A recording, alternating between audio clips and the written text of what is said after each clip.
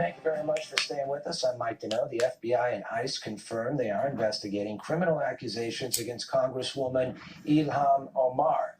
In a statement Thursday, that is, federal investigators say they are looking into claims Omar committed immigration, marriage, and tax fraud. The probe focuses on allegations Omar married her own brother to get into the U.S. Additionally, the FBI and ICE are investigating if Omar was involved in perjury, student loan fraud, and bigamy. Reports claim Omar is refusing to cooperate with this investigation.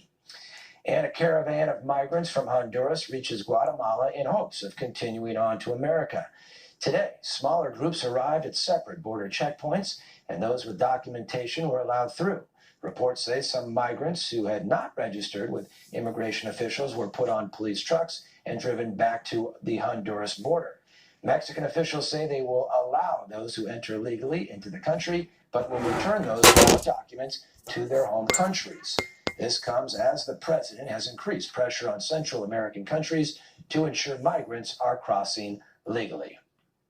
And ICE officials are slamming Ohio's Franklin County for allegedly releasing illegal immigrants accused of criminal activity, despite detainer requests. In a statement today, the agency says since November 2019, 29 criminal aliens who have violated immigration laws were released back into the community. ICE officials apprehended one of those illegal aliens from Franklin County and issued a list of 5 others still at large who are known to have been released with an active detainer in place. Authorities say search efforts to track down the illegal aliens are underway.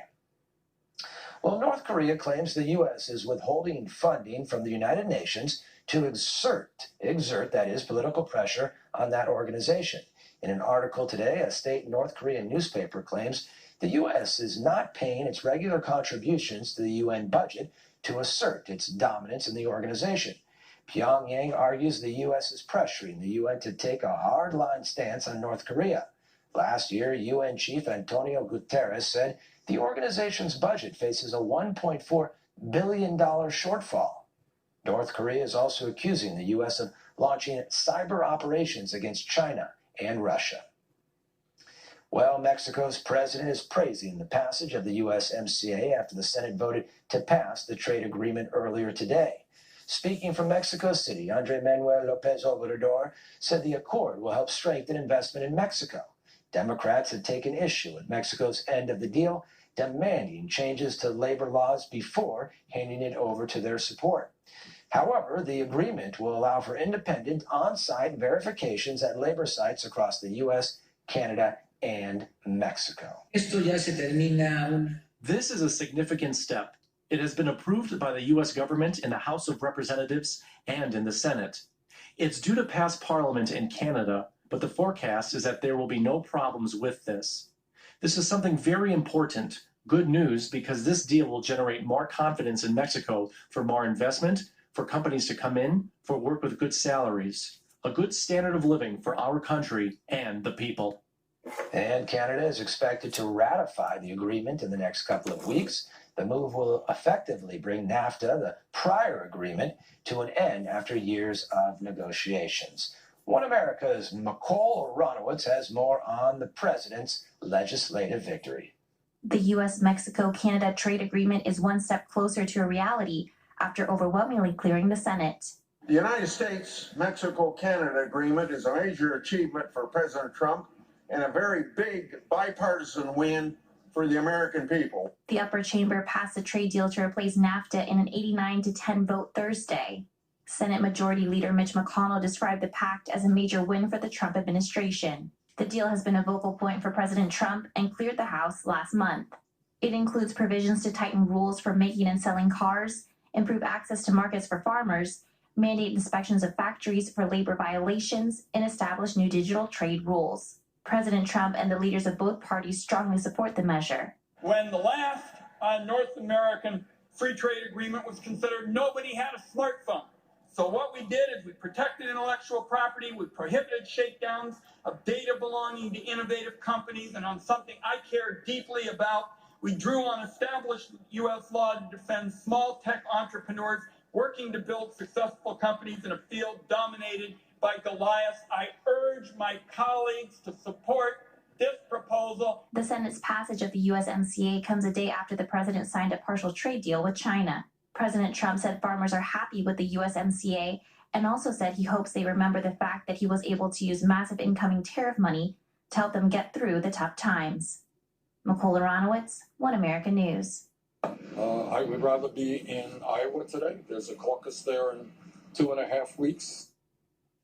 Bernie Sanders admits the impeachment trial is going to negatively affect his presidential campaign. Talking to reporters in Washington today, Sanders said the trial may take several weeks, which he would rather spend campaigning in Iowa and New Hampshire to win the Democrat Party nomination. He says instead he will have to do his job as a senator. Despite losing the valuable time, Sanders says the Senate should call new impeachment witnesses to testify. So I would hope that Senator McConnell allows us to have a full and fair trial. When you have a trial, you hear from witnesses. That's what we do in the United States. And I hope McConnell will allow those witnesses to testify and give us their version of what happened. Political experts say the impeachment trial gives an unfair advantage to Democrat candidates who are not U.S. senators, such as Joe Biden and Pete Buttigieg. Pete Buttigieg is reportedly lashing out over questions about his work for a consulting firm. That's according to an interview with the New York Times, where he was asked about his work for McKinsey & Company. In the interview published today, opinion writer Binya Applebaum said Buttigieg has a direct experience with issues which typically anger younger voters. Applebaum then made the assertion Buttigieg does not seem to embody that anger.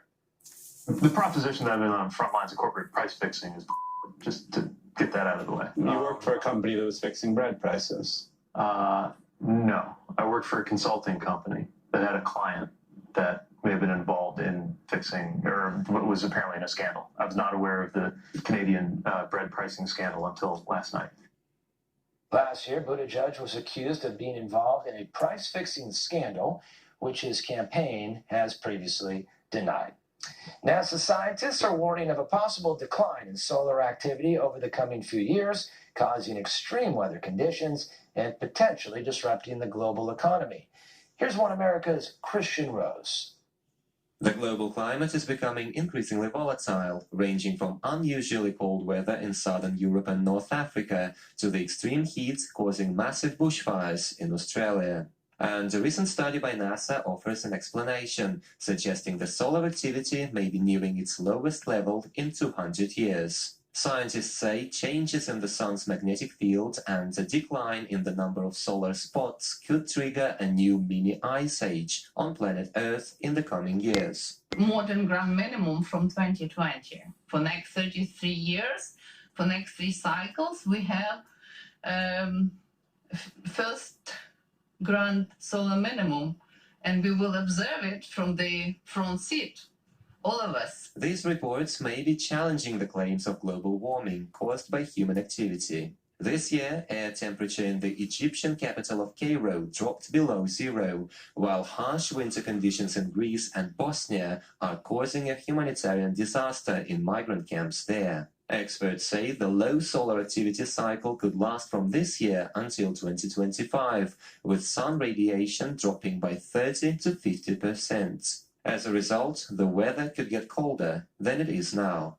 The number of spots waxes and wanes over the course of about 11 years. So it's been trending down by about 25% per decade. However, a separate report by NASA finds the global ocean is getting warmer. Scientists say water temperatures off the California coast have been warmer than usual this winter, despite air temperatures dropping below their typical levels. A development NASA is struggling to explain. As a result of these conflicting reports, some scientists are questioning NASA's climate methodology. The initial argument was there's going to be this rapid global warming. It hasn't happened. So it's very clear that the models have enormously exaggerated the warming potential. In addition to the uncertain temperature forecasts, NASA has observed the Earth's northern magnetic pole is shifting away from the Arctic to Siberia at a pace of 34 miles per year. This may point to changes in the Earth's magnetic field, which the European Space Agency says is also weakening. Consequently, some places on Earth, such as Europe, may permanently become colder than before, while other spots will get hotter, like Australia. The research we've published and is well recognized by others around the world shows that we're heading into a long, cold climate era, so we should get prepared for this kind of thing. In this light, unequivocal claims of global warming, especially caused by human activity, look increasingly debatable. And scientists say this coming mini ice age could cripple or disrupt economic activity across the globe, the extent of which is hardly possible to quantify as of yet. Christian Rose, One American News.